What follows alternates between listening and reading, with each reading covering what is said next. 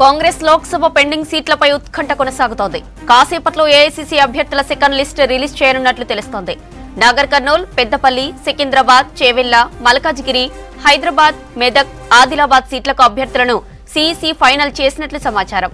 ఖమ్మం, వరంగల్, భువనగిరి, కరీంనగర్, నిజామాబాద్ స్థానాల్లో అభ్యర్థుల ఎంపికపై క్లారిటీ రానట్లు తెలుస్తోంది.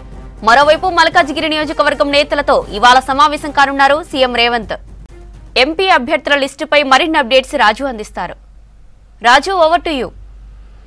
Thank you Jyothi. Congress party Lok Sabha అభ్యర్థుల ఎంపిక పైన ఏఐసీసీ కసరత్తు చేసింది. ఇప్పటికే మొదటి విడత కింద 4 స్థానాలకు అభ్యర్థులను ఖరారు చేసింది. ఇక రెండో జాబితా కూడా విడుదల చేయడానికి సిద్ధమవుతుంది. 2 రోజుల క్రితం ఢిల్లీలో సీఈసీ సమావేశం జరిగింది. సీఈసీ సమావేశంలో పెండింగ్లో ఉన్న 13 స్థానాలపై కసరత్తు చేసింది. ఆ కసరత్తులో దాదాపు 7-8 స్థానాలకు అభ్యర్థులను ఖరారు చేసినట్టు తెలిసింది.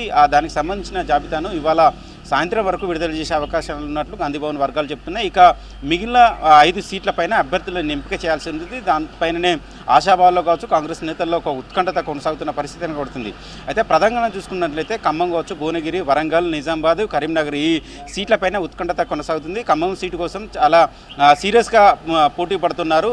డిప్యూటీ సీఎం బట్టి విక్రమార్క తన సతీమణి నందినికి ఇవ్వాలని, అదేవిధంగా మరొక 2 మంత్రులు పొంగులేటి శ్రీనివాసరెడ్డి, అదేవిధంగా తుమ్మల నాగేశ్వరరావు వాళ్ళిద్దరు కూడా వాళ్ళ కుటుంబ సభ్యులకు ఆ టికెట్ కేటాయించాలని పట్టుబడుతున్నారు. మరోవైపు భువనగిరి టికెట్ విషయంలో చామల కిరణ్ కుమార్ రెడ్డి, దాంతోపాటు కొమరెడ్డి వెంకరెడ్డి బ్రదర్స్ ఆ టికెట్ కోసం పోటీ పడుతున్న పరిస్థితిని కనబడుతుంది.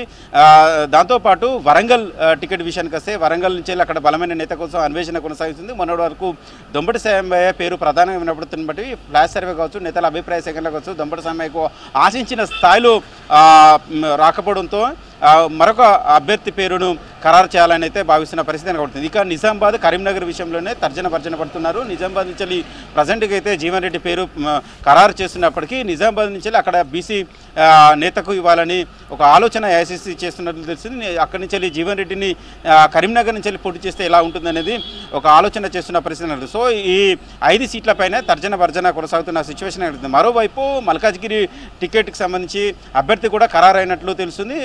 పట్నం సునీత మహేందర్ రెడ్డికి మల్కాజ్గిరి టికెట్ ఖరారు చేసినట్లు తెలిసింది.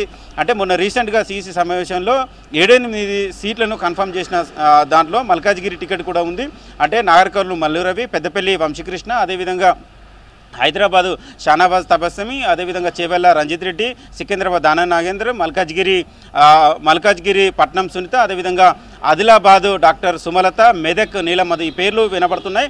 అయితే Malkajgiri ticket CM Revanth Reddy sitting seat, మొన్నటి వరకు ఆయన ఎంపీగా ఉన్నారు కాబట్టి ఆయన ప్రాతినిధ్యం వహించిన నియోజకవర్గం కాబట్టి దేశంలో అతి పెద్ద నియోజకవర్గమైన మల్కాజ్గిరి టికెట్ పట్నం సునీతకు కేటాయించినట్లు పార్లమెంట్ నియోజకవర్గం సంబంధించిన నేతలతోని వాళ్ళు ఆయన భేటీ అయ్యారు. సునీత అక్కడి నుంచి పోటీ చేసేది, దానికి మీరు అందరూ సహాయ సహకరించాలి, సునీతను బంపర్ మెజార్టీతో గెలిపించుకోవాల్సిన బాధ్యత మీకు ఉంటుందని కూడా సీఎం రేవంత్ రెడ్డి తన నివాసంలో మల్కాజ్గిరి పార్లమెంట్ నియోజకవర్గ నేతలతో సమీక్ష సమావేశం నిర్వహించారు.